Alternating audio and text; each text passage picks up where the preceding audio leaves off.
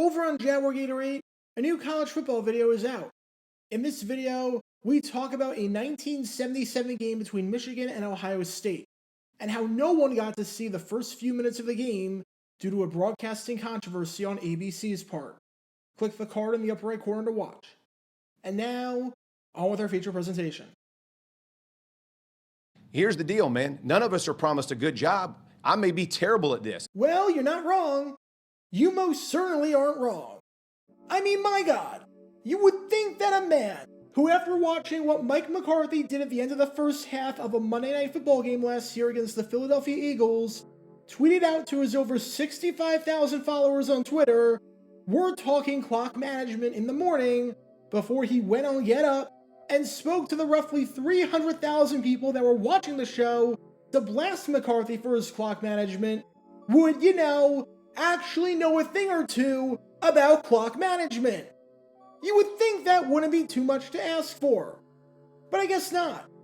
Because in a year that has been defined by coaches, from Todd Bowles the day before, to Steve Wilkes against the Rams, to Nathaniel Hackett practically the entire season, completely mismanaging the clock and bungling any situation involving time, Jeff Saturday felt the need to add his name to the list of coaches who have no idea what they're doing.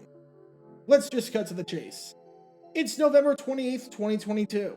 It's week 12 of the NFL season, and we have a game on Monday Night Football in front of a national television audience between the Indianapolis Colts and the Pittsburgh Steelers, in what is absolutely a must-win game for the Colts if they want to have any shot at keeping their playoff hopes alive in the wildcard hunt or in the AFC South hunt. I don't even want to show any highlights from beforehand, because for most of this game, it truly felt like watching paint dry. It was that boring and was that sloppy, where the only joy I got out of the game was hearing Troy Aikman sound like he was fed up beyond belief with the product that was being put out on the field. So with that being said, we're just going to cut straight to the fourth quarter, where the Colts are trailing 24-17 and need to drive 93 yards down the field in order to tie the game. Score a touchdown, and we've got overtime in all likelihood. Don't score, and it's game over. The stakes are simple. And sure enough, Matt Ryan, who was struggling for most of the night with accuracy issues, answered the call. Following a few nice passes over the middle of the field to Michael Pittman and Jelani Woods, the Colts find themselves in Pittsburgh territory with a legitimate shot at tying this ball game up. And on 4th and 3, when Pittman picks up 4 yards on the must-have play, the Colts get a new set of downs. The good news is that you've got all of your timeouts, so if you go over the middle of the field, you can use them and regroup when necessary. Time isn't necessarily an issue right now. First down, and Matt Ryan gets sacked and loses the football, though the Colts fall on top of it. Alright, that's not ideal, but you can stop the clock here and let your quarterback catch his breath, and you're not calling a timeout. Okay, that's a bit odd, but hey, you've still got a minute left and 3 timeouts to go about 40 yards. Not the end of the world by any means. Second down, and Ryan finds some daylight up the middle, scrambling for a gain of 14. Nice play to make it 3rd and manageable. Way to redeem yourself from the sack and fumble on the last play. Now, call one of your 3 timeouts, since the only real reason to keep the timeouts this whole time is if Pittsburgh got the ball back, so you would have enough time to touch it again. But that ship has long sailed, and sailed ever since you got that 4th down conversion on the short side of the 2-minute warning. Stop the clock, use the timeout, and go, "Oh, come on, are you kidding me? Why is the clock running? What in the Saturn-loving day are you doing?" They hand off, they don't get it. Welcome to Dumb Decisions. Before I break down what happened here, this whole series is about taking an in-depth look at decisions made during games that were clearly awful from the start. This isn't something to look bad in hindsight. Rather, this is something to look awful almost immediately. These are moves where your gut instinct tells you right away that there is no way this can possibly work. And sure enough, your gut instinct was smarter than that of an NFL head coach. And for this one, we're taking a look at the mind of Indianapolis Colts head coach, if you can even call him that, Jeff Saturday. Look, I'm not going to dive into the incredibly questionable decision and incredibly controversial decision to hire a guy from outside the organization as the interim head coach, especially a guy that had no college or pro coaching experience whatsoever. Everyone's done that already ad nauseum, and there's nothing that I can add that hasn't been said already. But you can't deny that by doing this, every single decision that is even the slightest bit controversial is going to be heavily scrutinized, whether it's justified or not. And when you combine that with making a decision that would have received a ton of scrutiny regardless of who the coach was and how good or bad they were, and when you combine that with the fact that this took place in front of a national television audience on Monday Night Football, meaning that the entire country was watching this one, and yeah, this is going to get a nice hard look as one of the most controversial and stupidest decisions of the season. And I can't say that it isn't warranted. So with that being said, let's take a look at why not calling any of your timeouts while letting a minute tick off of the clock, only to then call a timeout at the very end after calling a running play, is a really bad idea. There is so much wrong with this that I'm not sure where to begin. So I guess we'll start with the second down play after Matt Ryan ran for 14 yards. You knew on 3rd and 3 that you were playing for the first down, and that you were in 4-down territory. So under normal circumstances, I'm fine with running the ball there, especially when you have Jonathan Taylor on your side, and when he's averaging well over 4 yards per carry. Here are the problems though. Number 1, if you're going to call a play like that where it comes down to the battle in the trenches, you better make sure your guys have stamina on the other side, especially since the opposition can rotate defenders in and out freely, and you can't really do that with offensive linemen. Why not give your guys a chance to catch their breath after they had to hustle to the line a few plays in a row? Why not give yourself the best possible chance to convert the first down? But number 2, if you're calling a run on 3rd and 3 up the middle, you've pretty much told your team that you're calling a timeout after this play, no matter what. The only way you don't call a timeout is if he scores, which you can't assume on a run up the middle from 26 yards out, or if he gets out of bounds, which is not happening by going up the middle. By calling a timeout after that play, you've guaranteed the fact that if Pittsburgh gets the ball back, that the game is over. You won't have enough timeouts to stop them from just taking a knee. In that regard, there is no difference whatsoever between 2 timeouts and 1 timeout. So why not call the timeout after 2nd down with 51 seconds left? Why are you saving your timeouts? What is the purpose? Which would you rather have? A well drawn up and designed 3rd down play where everyone's well rested and is on the same page with 51 seconds left, or a basic 3rd down play where everyone's gassed and where everyone's scrambling with 30 seconds left? Not only with the first option do you increase your odds of converting the play and moving the chains, but with a 20-second difference, while the additional timeout is nice to have, you know what's even nicer? A first down! Or 3 additional plays where you can still work the middle of the field because you have a timeout left. The amount of possible plays you wasted by just letting 20 seconds run off the clock here and not calling a timeout is mind-boggling, especially since the timeouts literally do not matter if you don't convert on 4th down anyways, and you can't save them and stash them for the future.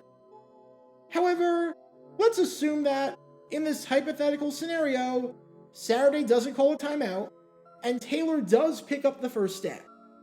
Let's say he gets 3 yards, the Colts burn a timeout with about 30 seconds left, and Saturday has 2 timeouts to work with. In other words, let's assume that the 3rd down play worked. Now what? You've got 30 seconds left, you're just outside the red zone, and you've got 2 timeouts. Honestly, that's not a huge press for time. You can definitely make that work. You're going to have some chances to score there, and you've got about 5 plays to make it work. So I agree wholeheartedly with Jeff Saturday there. There's not exactly a huge time crunch. If you do call the timeout, and Taylor picks up the first down, and then you call timeout again, leaving you with 1 timeout left, then you've got about 47 seconds left. In other words, what I would have done. You can run more than 5 plays in that spot. You can still use the middle of the field since you've got a timeout. So there's no difference in the area of the field that can be used to call plays. And assuming each play takes 6 seconds, you can get about 7 or 8 plays in that spot. Which raises the question, why wouldn't you call the timeout? Option 1 gives you 5 chances to score, and option 2 gives you 8 chances to score. In both options, if you don't score, the game is over, and you lose. So what is the downside to option 2? If you go to a sporting event where they have a 50-50 raffle, and 2 vendors are right next to each other, and there's no line at either one of them, so there are no other external factors to take into account, and one vendor is selling 5 tickets to the raffle for $10, and the other is selling 8 tickets for $10, which vendor do you go to? Of course you go to the one that sells 8 tickets for $10, because it gives you more chances at winning at no additional cost and no additional downside. How Jeff Saturday failed to see that and failed to grasp the concept of wanting to have more chances to score, especially with how anemic your offense has been, is baffling. Literally, the only reason that I can think of as to why you wouldn't do that is because you were somehow scared of giving the ball back to Pittsburgh with too much time left on the clock for them to mount a game-winning drive. And look, if you were going up against Patrick Mahomes or Josh Allen, trust me, I completely get that logic. But you're going up against Kenny Pickett. Kenny freaking Pickett. No disrespect, but at least at this point in time, Pickett's not very good. Ever since taking over the starting job, the Steelers have only averaged 16 points per game. He is notorious for not throwing deep and for not having a great deep ball. He's a check down guy all the way. On passes more than 10 yards down the field in this game alone, Pickett was just 2 for 7. And it's been like that all season. Pickett is highly inaccurate if he's throwing deep and is forced to push it down the field, being well below the league average just about everywhere on throws that are 10 or more yards down the field. On throws over the middle between 10 to 20 yards, the league average passer rating is 86.2. Pickett's is 9.7. Seriously? This is the guy you're scared of giving too much time to if it comes down to that? You're thinking that far ahead about fearing Kenny Pickett instead of thinking about the drive in front of you? I mean, come on. If the reward in proper clock management is significantly greater than the reward in improper clock management, and the only risk is that you might give 1 or 2 more extra plays to Kenny Pickett to have him go 50 or so yards in a few seconds, then there's no real risk at all, and you need to seriously reevaluate your priorities. So what do we learn from all this? For crying out loud, if you have timeouts, use them. I don't know why this is such a hard concept. You can't cash your timeouts in for a future game. You can't save any timeouts you have for the next time you go to the arcade so you can save up and get the big prize instead of the cheap erasers and gumballs that you can only afford right now. If calling a timeout can benefit you, and it's late in the game, and there is no downside to taking the timeout, since it increases your chances at getting everyone ready for the first down play, and increases the amount of plays that you have to win the game, then take the timeout! It's crazy how the average 70-year-old playing Madden has better clock management skills than a ton of coaches in the league right now, Jeff Saturday obviously included. And if you have the option to buy more lottery tickets and chances at scoring, and there is no downside whatsoever to doing that, or the downside is so minimal that it's not even worth mentioning, then do that. Please, for my own sanity, do that. Because when all these elements are in play, you can't exactly be surprised when this play backfires. Talk about a dumb decision. Get your official Jaguar Gear 9 merchandise by going to jg9shop.com, and be sure to like this video, ring the notification bell, and subscribe down below if you haven't already, as it helps the channel out a lot. And be sure to check out Twitch every Wednesday night at 9 p.m. Eastern for your chance to play NFL Trivia and win cash prizes. Link in the description below. If you want to see videos like this condensed down to 60 seconds, then follow me on TikTok at JaguarGator9. To see college football videos, subscribe to JaguarGator8.